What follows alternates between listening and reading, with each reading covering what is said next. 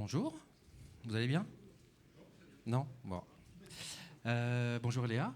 Bonjour Stéphane. Ravi d'être avec vous aujourd'hui. On va partager un petit moment autour de l'IA et notamment du machine learning. Avant de commencer, on va essayer un peu de définir avec vous ce que nous, on appelle de l'IA. Alors, c'est surtout Léa qui va le faire parce qu'elle est beaucoup plus calée que moi. Juste pour savoir, est-ce qu'il y en a parmi vous qui ont déjà travaillé de près ou de loin avec de l'IA, avec des modèles, avec du machine learning? Ok. Bon, on essaiera de ne pas faire trop de bêtises alors. Donc, d'accord. Ah bah donc les futures références vont te parler. Donc moi, en tant que vieux développeur, pour moi, l'IA, c'était ça. Donc en général, un truc qui va tuer tout le monde, ou ça, qui reste un truc qui va tuer tout le monde à la fin. Heureusement, on a progressé depuis. Donc Léa, je vais te laisser expliquer ce qu'est l'IA au sens large. Tout à fait. Alors on va commencer par quelques définitions, parce que l'IA, ça va regrouper beaucoup de notions. Merci. Ça va regrouper beaucoup de notions. En fait, sur le principe, une intelligence artificielle va essayer d'imiter le fonctionnement du cerveau humain. Alors, pas pour nous tuer, pas pour nous remplacer, mais plus pour résoudre des tâches complexes, des tâches qui ont besoin de beaucoup de ressources de calcul, et pour pouvoir en fait automatiser ces différentes tâches et nous aider tout simplement dans la vie de tous les jours, que ce soit pour un gain de temps, un gain d'énergie, ou encore pour réaliser des choses dont on n'est pas capable. Alors, on va essayer de recontextualiser un petit peu tout ça. Par intelligence artificielle, on va entendre tous les programmes qui vont être capables d'apprendre et de raisonner comme l'être humain. Ensuite, dans l'intelligence artificielle, on va avoir le machine learning. Et donc là, ça va être toutes les machines qui vont pouvoir tout simplement devenir meilleures sur une tâche donnée au fur et à mesure de l'expérience en fait, qu'elle va prendre. Un cas particulier, ce sont les réseaux de neurones. Donc cette fois-ci, ce sont des réseaux de neurones artificiels qui vont tout simplement imiter le fonctionnement des réseaux de neurones humains. Et quand on a beaucoup de couches de réseaux de neurones, on va avoir des réseaux de neurones profonds, donc du deep learning avec de l'apprentissage profond. Et cette fois-ci, on va vraiment avoir une adaptation en fonction de la donnée pour avoir un résultat le plus performant possible en sortie. Il existe également différents types d'apprentissage. Alors tout d'abord, un apprentissage supervisé. Cette fois-ci, on va à la fois donner à notre algorithme une information sur l'entrée, donc par exemple du réseau de neurones, et sur la sortie. Je peux prendre comme exemple une voiture. J'ai envie de prédire son prix de vente. Je vais effectivement regarder la marque, le kilométrage, le nombre de chevaux, et je vais donner toutes ces informations à mon algorithme en entrée, et je vais lui renseigner la sortie. Pour telle voiture, on va avoir ce prix, et elle va apprendre à partir de ce moment-là, notre intelligence artificielle à prédire le prix d'une voiture. Pour la régression, c'est pareil. On peut avoir plusieurs paramètres en entrée et on va avoir une réponse en sortie qu'on aura fournie au préalable pour que notre machine puisse apprendre sur ces bases-là. Le second type d'apprentissage est l'apprentissage non supervisé. Alors cette fois-ci, on peut parler de clustering. Ceux qui ont vu un peu d'intelligence artificielle, je pense, ont commencé par le célèbre jeu de données avec les variétés d'iris. Et là, en fait, on peut potentiellement utiliser que l'entrée. C'est-à-dire, on va avoir 4 informations, la longueur et la largeur des pétales et des sépales. Et on n'a pas forcément besoin de renseigner la variété en sortie. On va avoir en fait des nuages de points qui vont se former automatiquement et qui vont se former en fonction des variétés sans avoir donné pour autant une information sur celle-ci. Pour la réduction de dimension, on va se baser exactement sur le même principe sans donner d'informations concernant la sortie de notre réseau de neurones ou autre. Dernier type d'apprentissage, il s'agit de l'apprentissage par renforcement. Alors ça, c'est assez vu dans les jeux vidéo.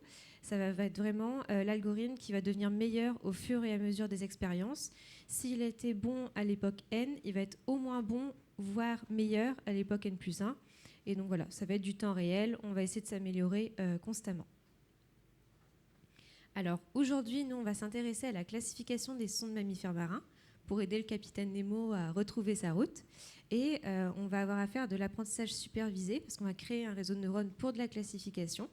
Je vais envoyer les paramètres de son en entrée et on verra tout à l'heure que je vais également dire pour ces paramètres-là, on aura peut-être un dauphin, une baleine ou autre. Et donc maintenant, on va voir les différentes familles d'intelligence artificielle parce qu'il en existe quand même quelques-unes. Voilà, maintenant qu'on est tous et toutes experts en IA, on va avoir un peu les grandes familles. Alors la première, c'est le NLP, le Natural Language Processing. Je suis bilingue. c'est un des plus connus. On l'utilise avec tout ce qui est outils de traduction, qui sont de plus en plus performants. On a aussi la classification de texte. Alors, je vais aussi aller à la deuxième sur les résumés. C'est des use cases qui sont hyper communs dans notamment le journalisme d'investigation, où ils ont beaucoup de sources et ça les aide en fait à filtrer déjà les endroits d'articles ou de documents qui doivent aller en focus dessus. On a aussi la génération de texte. Là, c'est un peu moins performant. Pour l'instant, on n'en est pas encore à du Shakespeare. Et puis enfin, les réponses aux questions, on l'a tous subi, j'allais dire, sur des chatbots ou autres, où quand on veut faire avancer un dossier client, derrière on a une super BIA qui nous répond en général à côté. Et là, je te laisse expliquer la computer vision parce que moi, j'y comprends rien en fait. Alors là, on va parler de vision par ordinateur. Ça va surtout toucher les images et les vidéos. Et il existe en fait plusieurs catégories. Alors tout d'abord, on va avoir le cas classique, c'est de la classification d'images. On va donc détecter l'objet principal d'une image. C'est-à-dire que si j'ai plusieurs éléments sur l'image, peut-être que cette méthode ne sera pas la plus performante. En effet, ça va être plutôt à classifier une image avec un objet en elle-même dessus. Si on passe à la step au-dessus, on va avoir la détection d'objets, c'est-à-dire que là, sur un flux vidéo ou sur une image, on va pouvoir encadrer chaque objet ou chaque personne par une box, donc un cadre, et on va être capable de détecter plusieurs objets, de multiples objets sur une même image ou sur un même flux vidéo avec une certaine précision. Dernier cas où on va encore plus loin, c'est la segmentation d'images. Cette fois-ci, on va venir faire le contour de l'objet pour gagner en précision et également pouvoir être meilleur sur la localisation de l'objet sur l'image. Alors là, je l'ai dit à l'oral, mais on peut le récapituler avec un dessin. Donc on rajoute toujours des animaux pour l'aspect mignon, hein, ça c'est sûr. Donc comme je vous l'ai dit, il y a la classification de base, donc là on détecte que le chat. Après, on peut rajouter la localisation jusqu'à arriver à la détection d'objets, où là, on peut vraiment détecter plusieurs objets. Et la segmentation d'images qui va encore plus loin avec les contours. On peut aussi la faire avec instance, c'est-à-dire que cette fois-ci, au lieu de détecter, par exemple, des hommes, on va détecter les individus entre eux. Et donc, ça permettra d'aller en fait, encore plus loin dans les tâches de détection d'objets et de segmentation d'images. Dernière étape, dernière grande famille qui nous intéresse aujourd'hui, l'audio. Donc principalement, on a la classification des données acoustiques. On va le voir un peu plus tard pour savoir si un son correspond à un mammifère marin ou à un autre, on le verra dans les démos. On a aussi la classification des sons environnementaux. Alors il y a un use case qui est super intéressant, c'est par exemple la détection d'un bris de glace dans une maison pour pourquoi pas appeler automatiquement soit les secours, soit la police. Donc voilà ce genre de choses qu'on peut faire. Et puis il y a aussi la classification forcément du langage naturel et on retrouve aussi la musique. Ça je pense qu'on est nombreuses et nombreux à avoir un abonnement Spotify, Deezer et puis j'en ferai un troisième mais je ne l'ai pas en tête. Où grâce à ça on a des super playlists, encore une fois, qui correspondent plus ou moins à ce qu'on aime. Avant de passer à la démo, si on y arrive, un petit résumé un peu de comment on peut et comment on doit créer une application. Alors tout part de la donnée, on le sait en fait, pour toutes nos applications de gestion c'est vrai, et pour l'IA c'est encore plus vrai, il faut beaucoup de données. Souvent ces données sont brutes, donc on a une phase de traitement de la donnée, alors qui est souvent occultée dans les démos ou dans les articles d'IA, mais c'est une part très importante et Léa va en parler juste après. Et ensuite, forcément, on a un modèle. On vous montrera ce que c'est qu'un modèle dans l'IA. Donc, on peut soit en créer un de toutes pièces. Donc là, en général, c'est qu'on est plutôt assez fort en data science. Soit en optimiser un. C'est un peu ce qui est le plus simple, mais il faut quand même être très fort en data science. Et puis après, il y a la partie entraînement, où là, on va avoir besoin d'un peu de puissance de calcul. On va vous parler de GPU ou de choses comme ça. C'est un peu le nerf de la guerre. Mais du coup, un peu comme... C'est pour ça que là, on fait l'analogie avec le cerveau humain où on s'entraîne, même si on le voit et on le sait de plus en plus. En fait, c'est quand même un faux ami de parler d'intelligence artificielle. Et puis enfin, on va utiliser son modèle dans une application classique. Là, on verra que nous, on reste en Python, mais on peut le faire vraiment dans n'importe quelle techno. Du coup, je parlais de données. Je vais te laisser là aussi expliquer l'importance des données dans l'IA.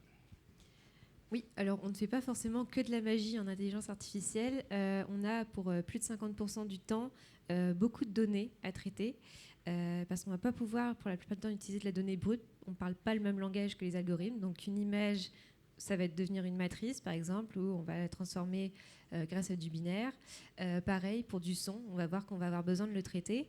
Mais ce qu'on va vouloir avant tout, c'est de la donnée qualitative. Alors, par donnée qualitative, il peut y avoir plusieurs définitions. On va faire, par exemple, attention au bruit, que ce soit pour du son, que ce ne soit pas bruité. Idem pour une image.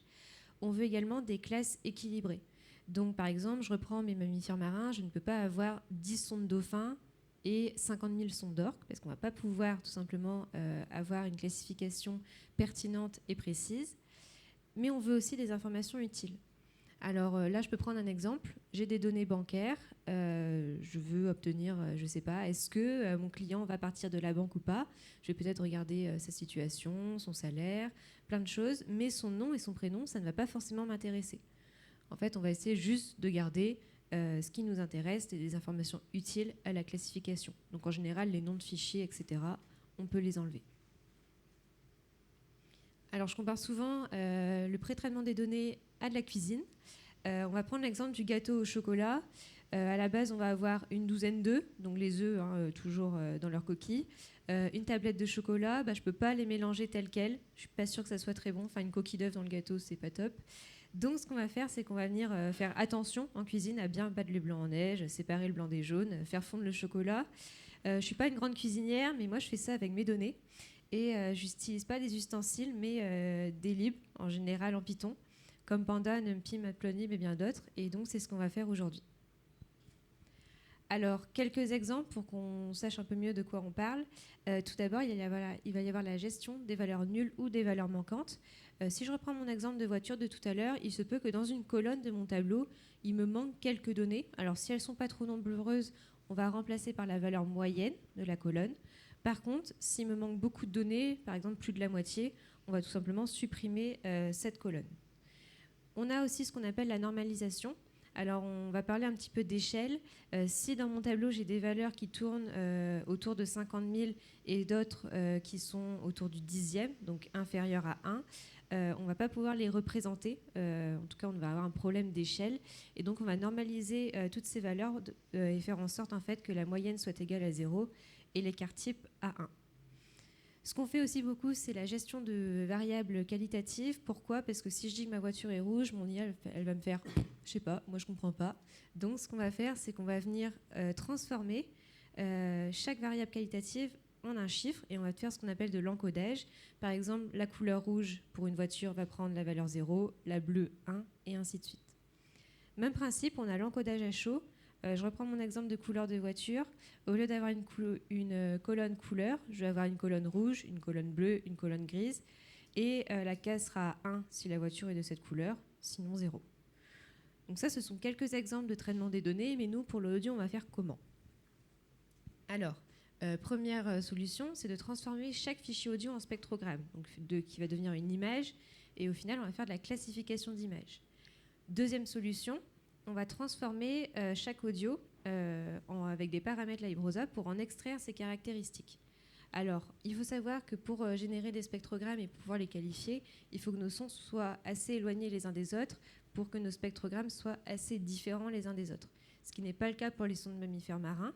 Donc, on a choisi les transformations avec les paramètres audio LibRosa.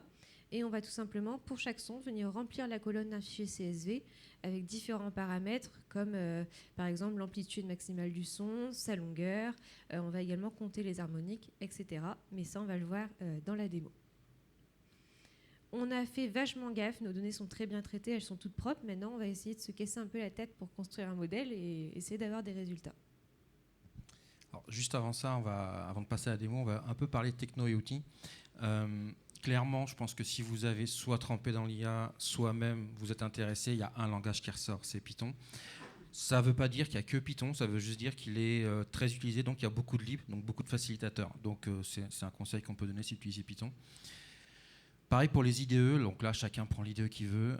Il y en a deux qui ressortent, c'est PyCharm et VS Code. Je pense que c'est pas la peine que j'explique ce qu'ils sont. Il y en a un autre qui s'appelle JupyterLab, qui est un IDE un peu à part. Donc, et là, vous ferez la démo sur JupyterLab, qui mixe un peu la partie documentaire et la partie code. C'est beaucoup utilisé parce que ça permet d'avoir une sorte de cohérence sur un document où on explique, où on peut un document de recherche, où on peut expliquer ce que va faire notre programme avec des beaux dessins, etc. Tout en mettant du code Python qui s'exécute de manière indépendante dans chaque cellule. Donc c'est pour ça que c'est très très utilisé. Et puis bien sûr, on ne va pas tout coder à la main, on va utiliser des frameworks, donc comme tout techno, comme tout langage, il y en a beaucoup. Déjà, ce qui peut vous aider à choisir, c'est votre type de données, ce que vous voulez en faire. Parce que du coup, faire attention, chaque framework n'est pas aussi optimisé pour tel ou tel type de données ou de modèle. Après, un autre élément qui peut être pris en compte, c'est la compatibilité avec des GPU. Certains frameworks ne sont pas compatibles avec les GPU. Alors, la plupart des frameworks vraiment utilisés pour l'optimisation de modèles le sont, parce que c'est quand même un peu le nerf de la guerre. Mais typiquement, il y a parlé du traitement de la donnée. Déjà, c'est pas forcément une bonne idée d'utiliser des GPU, parce qu'on va faire beaucoup d'IO et on va pas faire beaucoup de compute. Mais il y a des frameworks qui sont même pas compatibles avec des GPU. Donc, c'est à faire attention.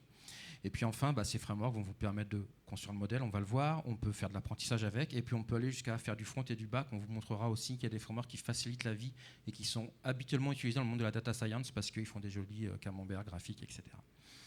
Donc aujourd'hui, ce qu'on va croiser, notamment dans la démo, on va surtout utiliser TensorFlow et Streamlit. Il existe PyTorch, il existe plein d'autres. Là, je vous laisse aller voir par vous-même. Du coup, on va passer à la démo. Eléa, je vais te laisser expliquer ce que tu fais, et puis après, on verra pour la suite.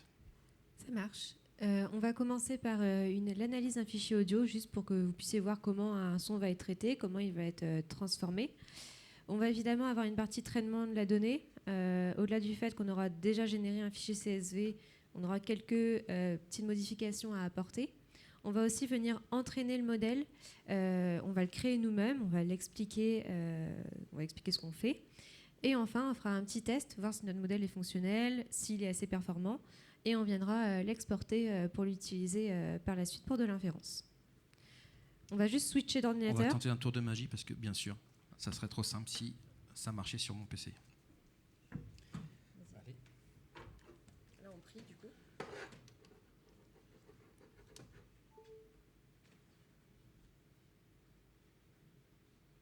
Oh, magie. C'est incroyable. Je ne sais pas s'il marche ce micro-là.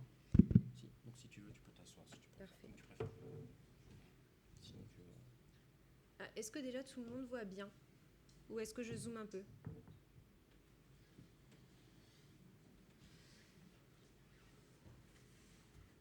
Ok. Donc, on est arrivé sur notre notebook. Je vais y arriver. Merci. On est arrivé sur notre notebook. Déjà, on peut voir qu'on a affiché une super image en premier. On a un fichier qui s'appelle data. Dedans, on a un son, on a notre fichier CSV. Mais ce qu'on va commencer par faire, c'est importer les différentes bibliothèques Python dont on a besoin.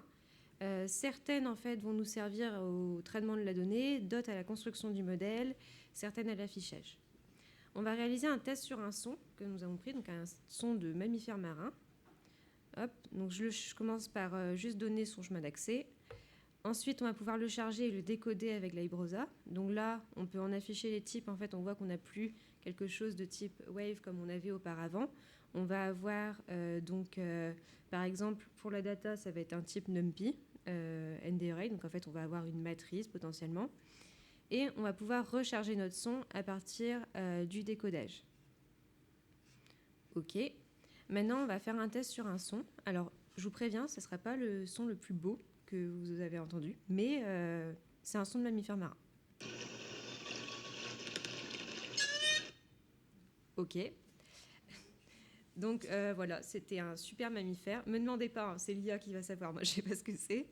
Maintenant, on va visualiser ce qu'on appelle les waveforms. Alors là, on va avoir en fait une représentation de notre son. Il en existe plusieurs. On va avoir tout simplement le temps sur l'axe des abscisses et l'amplitude pour les ordonnées. Alors, on peut générer plusieurs courbes comme ça. On peut extraire également avec nos différents paramètres LibRosa plusieurs caractéristiques comme celle-ci. Je vous laisserai aller voir la documentation de LibRosa qui sera en fait à la fin des slides. Il y a pas mal de choses qui vous expliquent comment on peut l'utiliser pour le son. Mais on va passer maintenant au pré-traitement de la donnée. Il faut savoir qu'on va se baser sur un dataset qui contient 55 classes à la base, donc 55 mammifères marins. Nous, on en a choisi 45 pour notre test aujourd'hui. Et vous aurez également le lien vers le dataset qui s'appelle Walking Marine Mammal Sound Database, et donc qui a été créé pour de la recherche initialement. En premier lieu, on aurait pu générer le fichier CSV, donc on ne va pas le faire. Pourquoi? Parce que ça va prendre 20 minutes. Je ne suis pas sûre que pendant 20 minutes, on puisse faire des claquettes. Stéphane, je ne sais pas ce que tu en penses. Si je peux, je peux. Mais ce qu'on aurait fait, en fait, c'est qu'on aurait commencé par définir le titre, en tout cas le nom des différentes colonnes, créer un fichier CSV vide, et après, on serait venu le remplir, en fait, ici, avec cette cellule-là. Et donc, pour chaque son de chaque mammifère marin, on aurait obtenu 26 paramètres LibRosa. C'est ce qu'on a fait d'ailleurs préalablement. Et on serait venu remplir au fur et à mesure notre fichier CSV. Nous, on l'a déjà fait pour gagner du temps et pour vous éviter 20 minutes de claquettes. Je suis désolée. Et on va par contre pouvoir le lire et créer un data frame. Là, on voit qu'en fait, dans notre fichier, qu'est-ce qu'on a? On va avoir le nom du fichier, sa longueur, donc ça, en fait, ça va être les 26 paramètres LibRosa. Et à la fin, on va avoir la classe ou le label qui correspond en fait au nom du mammifère marin. On va également afficher le type des colonnes du data frame. Pourquoi? Parce qu'on a dit que si on n'avait pas des valeurs numériques, mais qu'on avait par exemple des variables qualitatives, ça pouvait être potentiellement compliqué. En tout cas, on devra les traiter. Et donc, ça nous permet d'avoir une vue d'ensemble de ce qui devra être traité ou non. De là, on découle l'extraction des caractéristiques. Donc là, en fait, on va avoir un réseau de neurones qui va prendre les paramètres LibRosa en entrée et en sortie le résultat de la classification, donc à savoir le nom du mammifère marin. La sortie est donc, c'est du texte. On ne va pas pouvoir le lire en tant que tel. On va venir l'encoder. On a 45 classes, donc 45 mammifères marins. Et donc ici, on peut voir que tout simplement, on va obtenir des classes de 0 à 44.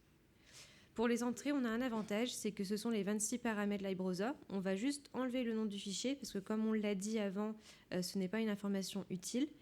Cependant, on va devoir quand même normaliser, comme on l'a expliqué tout à l'heure, pour avoir une certaine cohérence au niveau de l'échelle de nos données.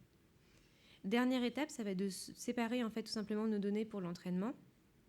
On va garder 80% pour nos données d'entraînement et 20% pour notre ensemble de validation ou de tests. Pourquoi? Parce qu'en fait, à chaque époque, donc à chaque période en intelligence artificielle, il y aura l'entraînement. On va donner une information sur l'entrée et sur la sortie à notre réseau de neurones. Et pendant la phase de validation, on va lui donner l'entrée et il va proposer la sortie. À partir de là, selon si sa réponse est correcte ou pas, on va calculer la précision et la perte au fur et à mesure. Maintenant qu'on a fait ça, on arrive à la construction de notre modèle, donc notre ANN pour Artificial Neural Network. Et on va avoir plusieurs éléments dans ce réseau de neurones.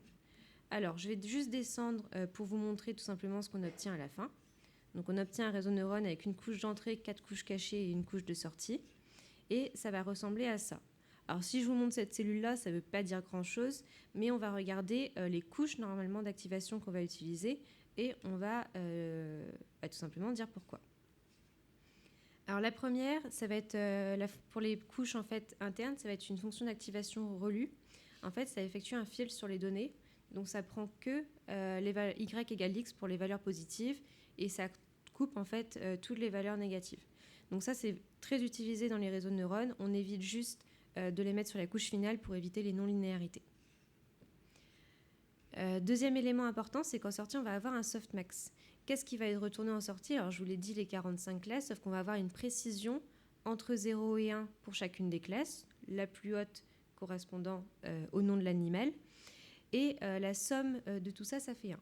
Donc, en fait, le softmax, ça va, entre guillemets, être une concaténation de plusieurs sigmoïdes. Donc là, on revient un peu sur les maths. On ne va pas faire d'équation différentielle, mais on a un petit moment maths. Et en fait, une sigmoïde, ça va être donc cette formule-là, f de x égale 1 sur 1 plus exponentielle de moins x, et ça renvoie toujours une valeur entre 0 et 1. Donc là, on aurait une classification binaire, c'est-à-dire on aurait eu par exemple que baleine et dauphin à classer, c'était parfait, puisqu'on avait entre 0 et 1, donc on avait 2 valeurs seulement, ça correspondait. Là, comme on en a 45, en fait, on utilise une concaténation de plusieurs sigmoïdes et on obtient un softmax. Dernière chose, on utilise un drop-out. Alors, pourquoi drop-out? On peut avoir un phénomène de surapprentissage dans nos modèles, soit parce que peut-être que notre modèle est mal construit, que notre donnée n'est pas bonne en entrée, mais également quand on utilise des fonctions relues à cause de la non-linéarité. Et donc, c'est pour ça qu'on va rajouter un drop-out pour éviter le phénomène de surapprentissage. Qu'est-ce qu'on va avoir avec le drop-out? Comme vous pouvez le voir, on va en fait tout simplement supprimer certains nœuds qui ne sont pas nécessaires et qui pourraient rendre en fait notre modèle moins performant. Bon, maintenant que je vous ai embêté un petit peu avec le côté maths, on va juste afficher le résumé de notre modèle et on va pouvoir passer en entraînement parce que c'est quand même ce qui nous intéressait à la base. Alors, je vais lancer l'entraînement. OK. Donc là, l'entraînement s'est lancé. Je le lance sur 100 époques ou 100 périodes. Et en fait, je vais venir mesurer 2 paramètres. Donc la métrique qui va être accuracy pour précision et la perte donc LOS, qui va être Sparse Categorical Cross-Anthropic, qui va mesurer est-ce que notre modèle, en gros, est capable de bien catégoriser, de bien classifier ou non. On voit que ça s'entraîne assez vite. À chaque époque, on va avoir la perte et la précision d'afficher sur nos données d'entraînement, mais également la perte et la précision affichées sur nos données de validation. Juste, tu dis que ça s'entraîne vite parce qu'en fait, en dessous, on a les GPU qu'on adore, parce que voilà. Du coup, on va beaucoup plus vite pour le calcul. On a quelques GPU là pour celui-ci. Et également parce qu'on n'utilise pas des données très lourdes comme de l'image. Comme vous l'avez vu, en fait, on a essentiellement des valeurs numériques issues d'un tableau. Donc c'est moins lourd à traiter que des grosses images avec potentiellement des matrices assez lourdes et de la labellisation. Donc là, notre modèle, normalement, a fini de s'entraîner sur 100 époques. Ce qu'on vient afficher, c'est tout simplement les courbes de perte et de précision. Pourquoi ? Parce que là, si ma courbe de validation orange remontait, c'est que j'avais un phénomène de surapprentissage et que mon modèle, entre guillemets, devenait moins bon. C'est pas ce qu'on veut, donc on vérifie toujours par un affichage, voir si tout s'est bien passé et si notre modèle est tout simplement viable. Une fois ça c'est fait, on remarque que là, ça se passe bien. On est quasiment on est au-dessus de 90%, même pour la précision. Et on peut évaluer notre modèle pour voir si tout est OK. Alors là, on obtient autour de 0,20 pour la perte. On est bien en dessous de 1, donc c'est OK. Et on est autour de 94% pour la précision. Alors c'est une précision qui est relativement bonne. Encore une fois, tout dépend de quoi on parle. On prend toujours l'exemple de la voiture autonome, mais moi, une voiture autonome qui n'est sûre qu'à 94%, j'évite. Moi, pareil, je ne monte pas dedans. Voilà. Pour classifier des sons de mammifères marins, je pense que ça devrait aller. OK, donc on a évalué notre modèle. Maintenant, je vais venir l'exporter parce que moi, j'ai fait mon taf de data scientist et après, le reste, je ne sais pas faire. Donc, je vais redonner la main à Stéphane maintenant que mon modèle s'est enregistré. Merci Léa. On va retenter la cascade dans l'autre sens. On prend des risques quand même.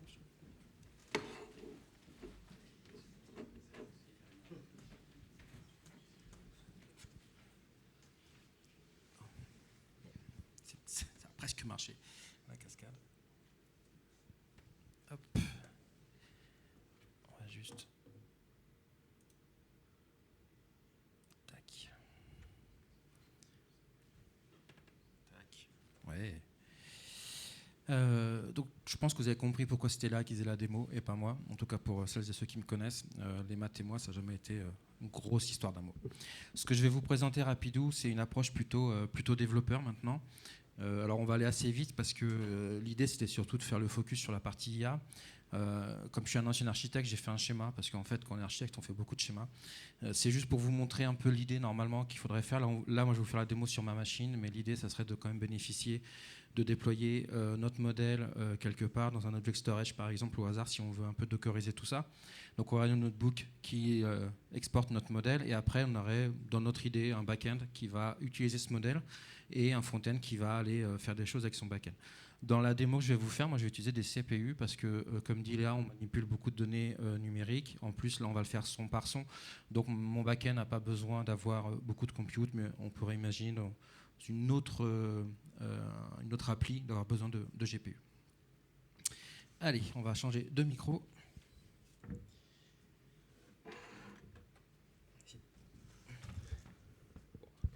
Normalement, vous devriez m'entendre. Alors, oula.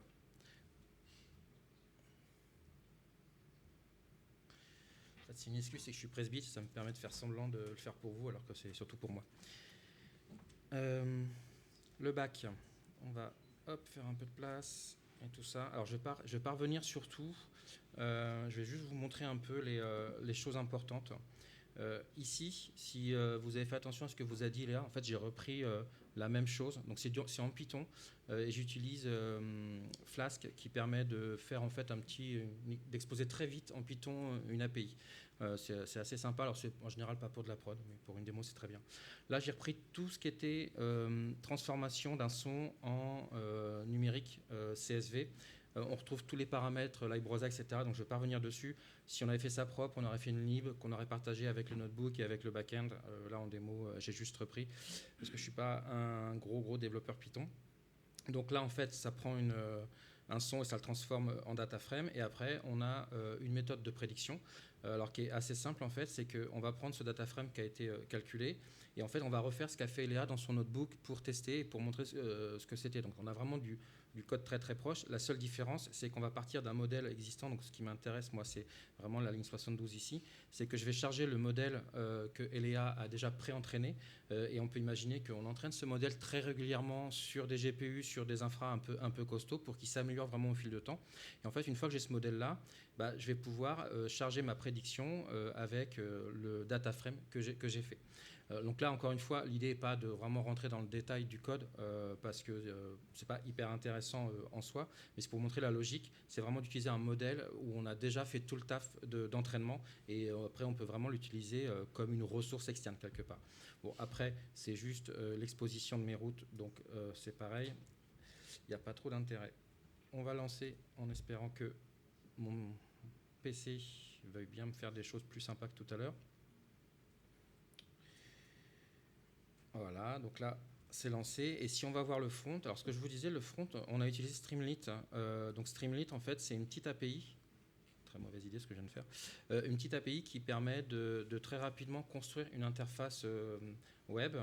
L'avantage qu'elle a, c'est qu'elle vient avec plein de composants qui permettent de faire des beaux histogrammes et des beaux graphiques dont on est friand. Donc là encore, le code n'est pas hyper intéressant.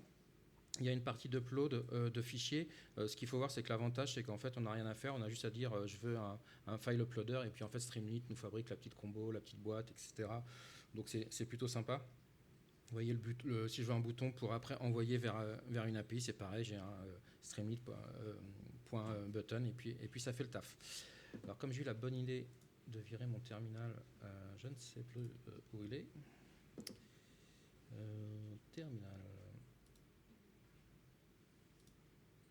Merci. Et du coup, je peux lancer mon front.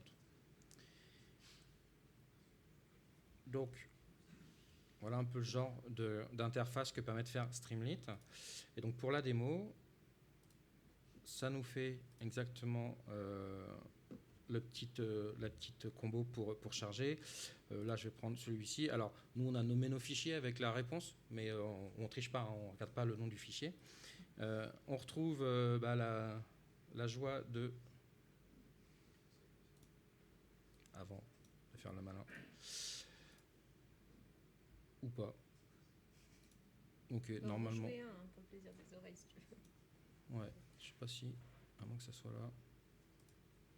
Ok, bon, en théorie, c'est censé faire du son, mais c'est peut-être pas le plus important. Et derrière, on peut faire la prédiction.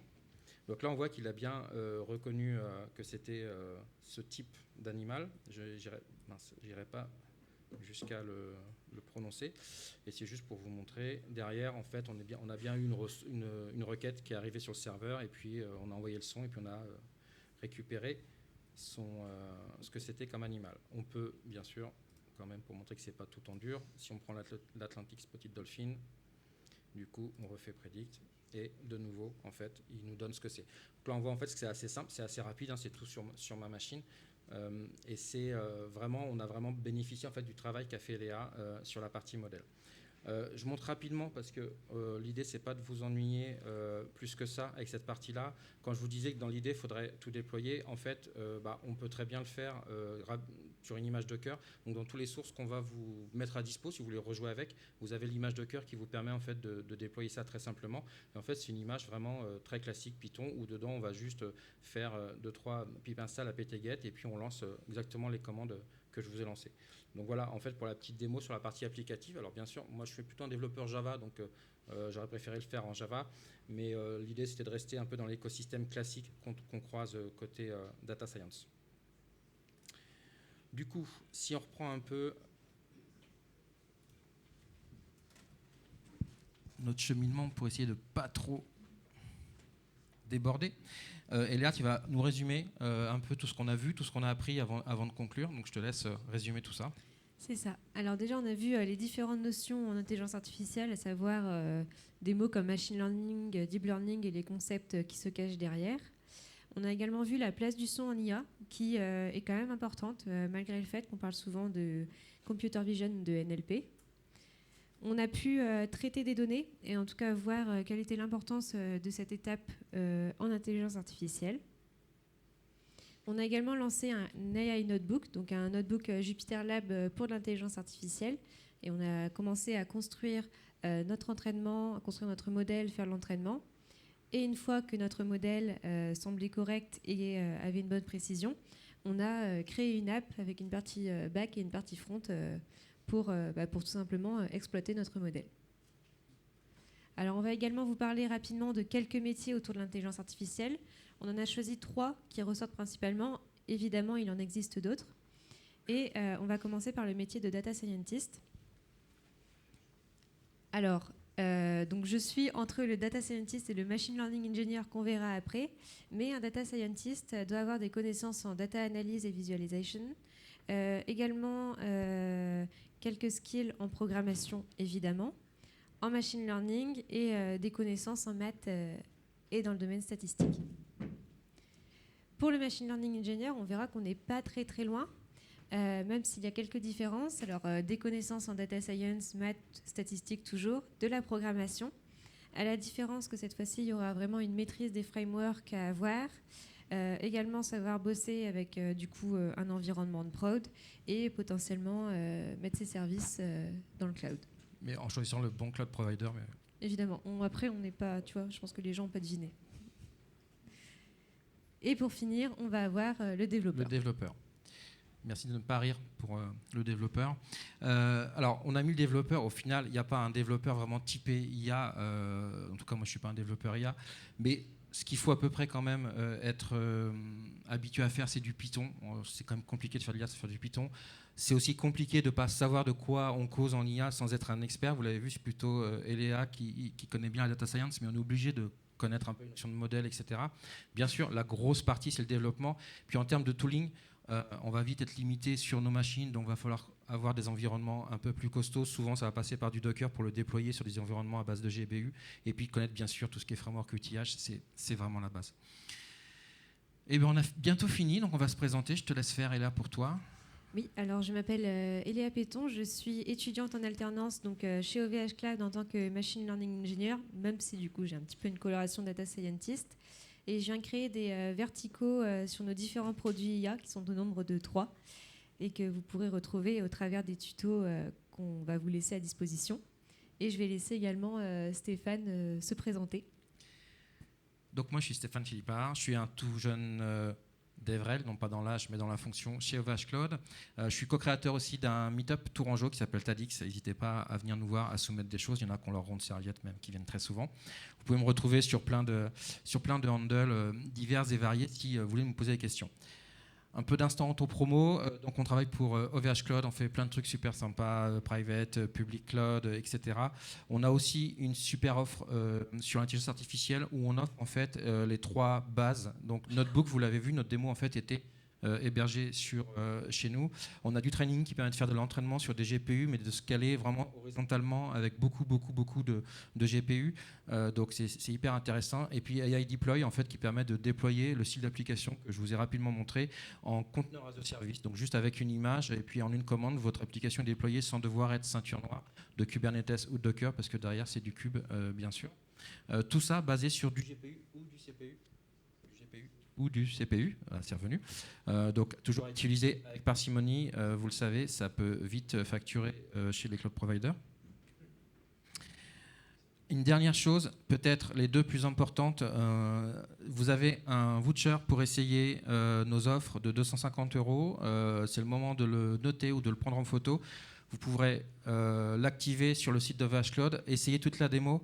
Qu'on a fait aujourd'hui. On a aussi, dans les liens du slide qu'on vous partagera, on a tout un jeu de démos que Eléa a écrit avec les tutos qui vont bien. Il y a vraiment moyen de beaucoup s'amuser pour tester les choses.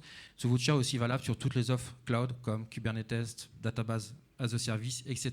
Donc n'hésitez pas. Merci aussi si vous pouvez prendre 30 secondes pour nous faire un feedback sur Open Feedback, le petit lien qui est là avec le QR code ou avec le Tiny One. C'est hyper important, ce que vous avez aimé, pas aimé, les axes d'amélioration.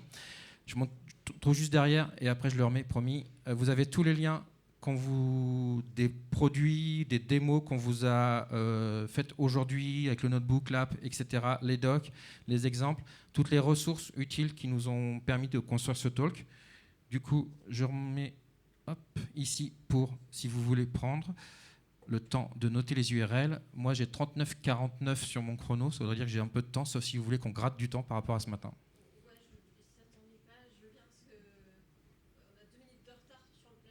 Donc pas de questions.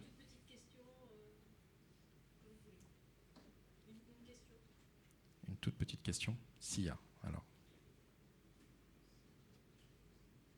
Oh, ils sont gentils. Voilà, ils sont gentils. Merci tout le monde. Merci de nous avoir écoutés. Merci beaucoup.